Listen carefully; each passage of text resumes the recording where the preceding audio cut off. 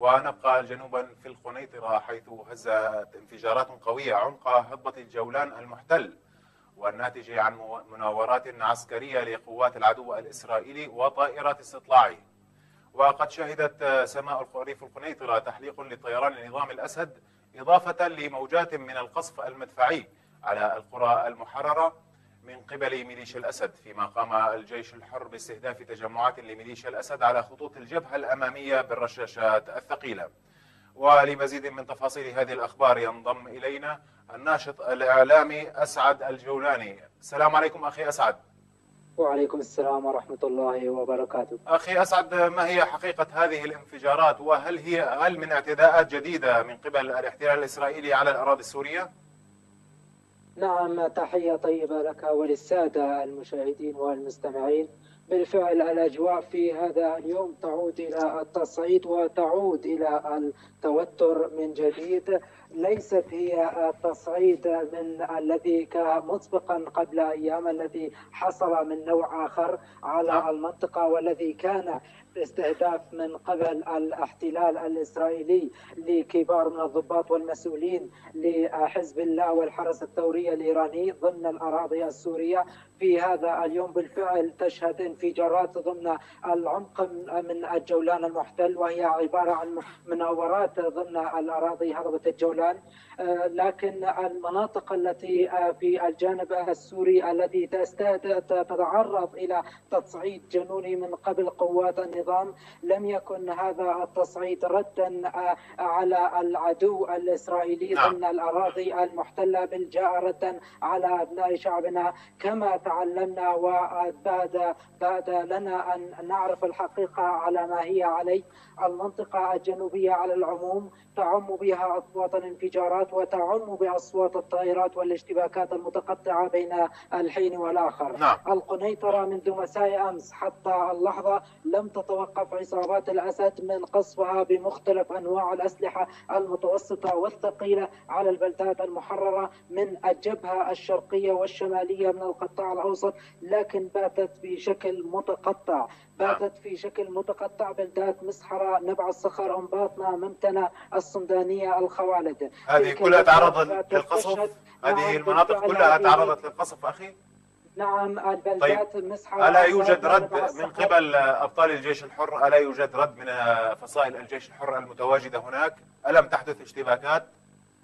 نعم بالفعل يرافق هذا القصف، يسبق هذا القصف عمليات قنص متبادلة ما بين قوات المجاهدين وقوات النظام. تأتي ذلك بسبب عمليات القنص. هنالك اشتباكات والذي يرافقها في موجات من القصف المدفعي والصاروخي وراجمات الصواريخ وصواريخ جراد من اللواء 121 في الغوطة الغربية، نبع الصخر، باطنة، الخوالد. هذه أيضا تلك البلدات التي تضاف إلى بلدة مسحرة وأنباطنة ذات الخطوط الأولية لقوات المجاهدين، بالإضافة إلى التحليق المكثف للطيران الحربي والمروحي فوق سماء المنطقة، الذي اختفى هذا اليوم على غارتين جويتين استهدفتا بلدة مسحرة.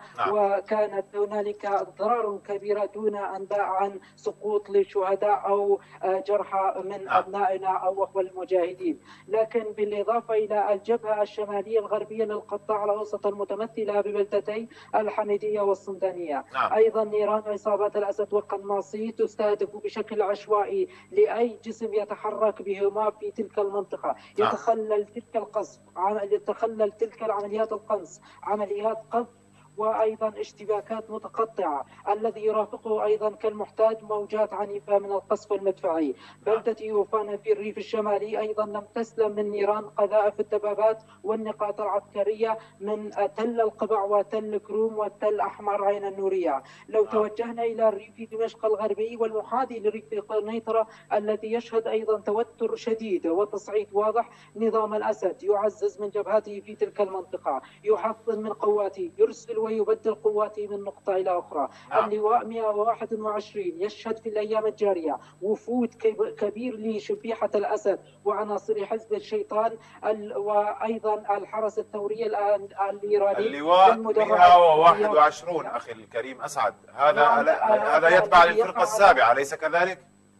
نعم للفرقة السابعة على جبهة كناكر والمحيط أيضا في عدة نقاط عسكرية. هنالك تلال عدة، وهنالك في هذا اليوم تم رصد لعدة آليات عسكرية تتوجه إلى تل عند المحاذي لبلدة شورى الواقعة جنوبا لمدينة سعسع. هذه الأرتال التي أيضا توجهت، هنالك عدة أرتال إلى المنطقة، منطقة سعسع، مدينة سعسع وتل الشحم الواقع غربا لمدينة سعسع. أيضا ريف القنيطرة الذي يشهد أيضا وفود للشبيحة الأسد ونظام الإجرام الذي ينقل شبيحته إلى نقطتين، هما معسكر طراع البعث في الريف الشمالي، وأيضا ريف القنيطرة الشرقي المحاذي لريف درعا هو مقر قيادة اللواء 90. أيضا أخي أسعد، قبل الانتقال إلى الفقرة التالية، يعني هناك تحشدات لميليشيات الأسد، وفود أرتال إلى آخره تأتي إلى اللواء 121 وأيضا إلى معسكر الطلائع. هل من المتوقع أن تقوم ميليشيا الأسد بعملية اقتحام استرجاع للنقاط التي خسرتها، أم تتحسب لشن هجمات للجيش الحر، أم أن هناك هجمات للجيش الحر متوقعة من قبل نظام الأسد؟ بالفعل أخي الكريم، القنيطرة باتت تحت خناق كبير وضيق جدا على عصابات الأسد. في حال أي جبهة تفتح على أرض القنيطرة، في حال أي جبهة تفتح سيكون مصير الأسد على المنطقة معدوما تماما، سيفقد المنطقة بالكامل. هنالك الجبهة، لو تحدثنا عن الجبهة اسمح لي أن أذكر بالتفصيل عن الجبهات التي توعد عصابات الأسد وتنوي لاقتحامها. جبهة مسحرة وأنباطنة، هذه الجبهة التي ربما النظام الأسد في حال وصل إلى هذه الجبهة سيبعد قوات المجاهدين عن تضييق الخناق لمركز محافظة القنيطرة، مدينتي خان أرنبة ومدينة الشهداء. أيضا يبعد قوات المجاهدين عن تل الشعار الاستراتيجي الوحيد المتبقي ما بين التلول المحررة مسبقا كمدينة تل الحارة وتلول الحمر. أيضا هنالك جبهة حمريت وماعص والدناجي في الواقع شرقا لتل الشعار في الزاوية الجنوبية الشرقية. هذه الجبهة التي تترابط بسلسلة من الجنوب والغرب وجنوب شرق، هذه مترابطة على محيط تل الشعار. في حال أي تقدم لقوات المجاهدين سيحكم تماما من قبضة على تل الشعار. أيضا هنالك النظام يتخوف من جبهة دير العدس الذي يحشد قواته عليها ويقوم بالقصف المدفعي والجنوني بطائراته أيضا على بلدة دير العدس، خشية من وصول قوات المجاهدين إلى ربطهم المتماسك مع أخوانهم في ريف دمشق الغربي في جبل وأيضا في جبل الشيخ. أيضا هنالك الجبهة الغربية من ريف القنيطرة هي بلدة الحميدية الذي بات ويتوعد، وكما لاحظنا هنالك إفشال في عدة مرات من التقدم على تلك البلدة.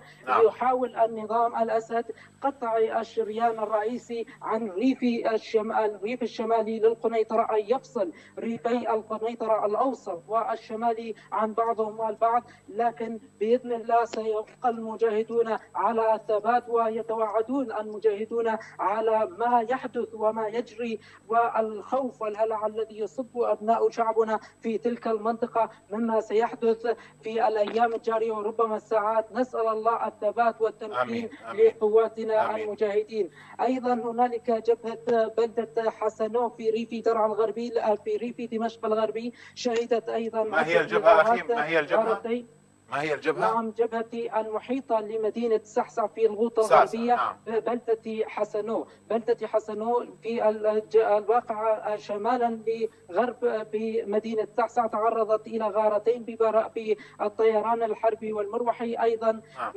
مدينة سعسع المحتلة أسديا تعرضت الحارة الغربية إلى غارة جوية، وهذا يدل على التخبط لعصابات الأسد. هنالك أيضا قصف المدفعي وبالرشاشات الثقيلة تستهدف لعدة مناطق وعدة قرى، ويتزامن ذلك مع الوفود، ربما هي لتغطية الوفود التي تتوافد لقوات النظام وشبيحته إلى المنطقة. أيضا ما يحاذيهما من الجنوب من بلدة المال وكفر ناسج وأيضا كدير العدس، هذه البلدات التي لم تسلم أيضا من قوات النظام من نيرانه البرية والجوية. والقصف الذي تعرض هنالك 4 غارات على بلدة المال أسفرت عن سقوط شهيدا وأيضا عشرات من الجرحى وأضرار كبيرة في المنازل المدنيين. وللتنويه فقط أن هذه هي الجبهات التي ذكرناها مسبقا وبكافة التقارير. هذا المناطق خالية من المواطنين وخالية من أبناؤنا، ولا يتواجد بها إلا الوفود لقوات المجاهدين الذين يحرصون على منع وصول أبناء المنطقة خشية من استهدافهم وحرصة على سلامتهم. الأوضاع الإنسانية في ريف القنيطرة، نظام الأسد يعود للخدمات الكهرباء والاتصالات وربما خدمات الإنترنت شيئا ما، ويأتي ذلك مع ارتفاع لدرجات الحرارة. سبق أن كانت هنالك معاناة شديدة تعانى بها أخي أسعد هل عادت خدمة الكهرباء والإنترنت والمياه إلى المناطق المحررة في القنيطرة؟ المناطق المحررة بالفعل خدمات المياه خدمات المياه متوفرة، لكن كاتصالات وخدمات انترنت هنالك أبناؤنا يستخدمون المولدات. ماذا عن الكهرباء؟ نعم، الكهرباء هنالك قيادات العسكرية تقوم بوضع محولات للكهرباء، وهنالك تقديم على المناطق. هنالك مناطق محددة كمخيم كمنطقة بريقة وبئر عجم والعمق المحرر الذي يشهد هذا من التوفر لكافة الخدمات. هنالك خدمات. طيب، هذه الخدمات التي يقوم بها قياديون في الجيش الحر، هل المدنيون يستفيدون من هذه الخدمة؟ وهل هي الخدمة مجانا أم مقابل مال؟ بالفعل أخي، الخدمات التي يقدمها القيادة العسكرية هي للمواطنين ليست لقوات المجاهدين. نعم للمواطنين أقصد. نعم، الخدمات تتوفر مجانا لأهلنا والذين يقنطون في منازل ربما هم من أبنائنا في المناطق التي تخضع إلى القصف الذين فقدوا منازلهم. هنالك خدمات كافة مجانية من الخبز ومن أيضا الماء أيضا، وأيضا هنالك الكهرباء والعمق المحرر. هنالك حياة طبيعية يعيشها، لكن هنالك انعدام لبعض من الخدمات التي ربما تنعدم من استقرار المواطنين في محافظة القنيطرة. ونسأل الله. ما هي الخدمات القليلة عندكم؟ ما هي الخدمات المعدومة لديكم؟ نعم أخي، المنطقة هنالك هي منطقة زراعية. أبناؤنا في هذه المنطقة يعتمدون على الأراضي الزراعية، يعتمدون على الصناعات، ربما التنقل، وهذه الخدمات باتت معدومة ربما شيئا ما. وهنالك عن أنباء عن التقديم لهذه الخدمات. نسأل الله أن يتمكن هؤلاء الذين من الأخوة من المجالس المحلية ومن الائتلاف وأيضا المجالس في الخارج الذين يتوعدون بتقديم خدمات لتحويل حياة المواطنين من حياة لا بأس من حياة مؤقتة إلى حياة مستمرة وحياة دائمة على أرضنا. نسأل الله السلامة والنصر والثبات والتمكين، وما آخر ما أقوله هو نصر من الله وفتح قريب بإذن الله تعالى. آمين آمين يا أخي. شكرا لك الأخ أسعد الجولاني، حدثنا من مدينة القنيطرة وريفها. إذن أرتال تحضيرات تحشد قوات في القطاع العسكرية المتاخمة لريف القنيطرة، ولكن ليس للرد على الاعتداءات الإسرائيلية المتكررة، وإنما للاعتداء على مدينة مسحرة، على بلدة باطنة، على دير العدس، على المناطق في ريف درعا والقنيطرة وريف دمشق، للاعتداء ورد اعتبارهم من هؤلاء المساكين المدنيين بقصفهم براجمات الصواريخ، إضافة إلى البراميل المتفجرة والمدفعية الثقيلة. أعزائي المشاهدين، نبقى مع فاصل قصير ثم نعود إليكم.